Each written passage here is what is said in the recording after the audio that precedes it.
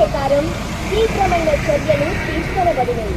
బాణాసంచా కాల్చడంపై మరియు మరే ఇతర జన సమూహం ఒకే చోట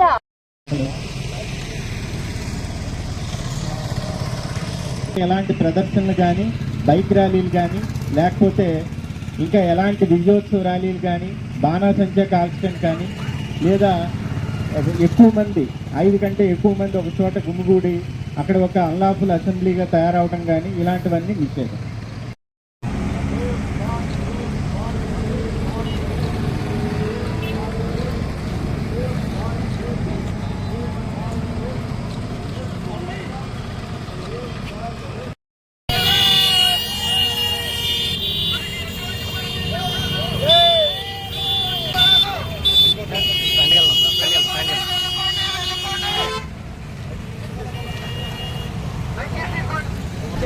అయినప్పటికీ ఆఫర్లు వచ్చారు కాబట్టి మేము అందరినీ పికప్ చేయడం జరుగుతుంది.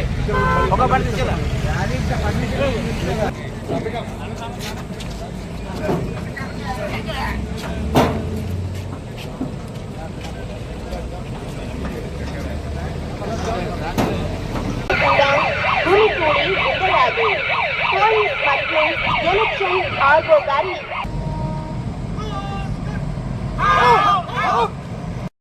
చేసి చూపిస్తాము.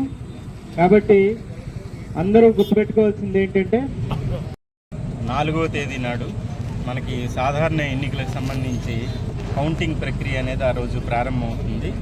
ఆ రోజు ఫలితాలని ఉద్దేశించుకొని ముందస్తు భద్రతా ఏర్పాట్లు చేయడం జరిగింది. దాంట్లో భాగంగా ఈరోజు మాక్ డ్రిల్లు, అదే రకంగా ఫ్లాగ్ మార్చు 2 చేయడం జరిగింది. దీని ప్రధానమైన ఉద్దేశం ఏంటంటే ఇప్పటికే రాష్ట్ర వ్యాప్తంగా అలాగే పిఠాపురం నియోజకవర్గంలో కూడా 144 సెక్షను, అదే రకంగా సెక్షన్ 30 పోలీస్ యాక్టు 2 అమల్లో ఉన్నాయి. ఈ నిషేధాజ్ఞలు అనేవి అమల్లో ఉన్నాయి. అట్ ది సేమ్ టైం ఎన్నికల కమిషన్ యొక్క నిబంధనావళి కూడా అమల్లో ఉంది 6వ తేదీ వరకు. కాబట్టి 5 అంతకంటే ఎక్కువ మంది ఎక్కడ గుమిగూడడం కానీ, అలాగే సభలు, సమావేశాలు, ర్యాలీలు, ప్రదర్శనలు ఇలాంటివి చేయడం కానీ పూర్తిగా నిషేధం. అలాగే విజయోత్సవ ర్యాలీలు చేయడం కానీ, బాణాసంచా కాల్చడం కానీ, బైక్ ర్యాలీలు తీయటం కానీ ఇలాంటివి పూర్తిగా నిషేధం. దానిలో భాగంగా తూర్పుగోదావరి జిల్లాలో పైనుంచి అంటే కత్తిపూడి ఆ పైనుంచి వచ్చేటటువంటి వెహికల్స్, అందులో అలాగే ముఖ్యంగా బైక్ ర్యాలీలు చేపట్టే వాళ్ళు, ఇలాంటి వాళ్ళకి మీ ద్వారా మేము ఇస్తున్నటువంటి హెచ్చరిక ఏంటంటే ఆ రోజు పూర్తిగా నిషేధాజ్ఞలు అమల్లో ఉన్నాయి. వాటిని అతిక్రమించి ఎవరైనా వస్తే ఆ బండి సీజ్ చేయడం జరుగుతుంది. వాళ్ళ మీద ఎంసీసీ వైలేషన్ కేసులు పెట్టడం జరుగుతుంది.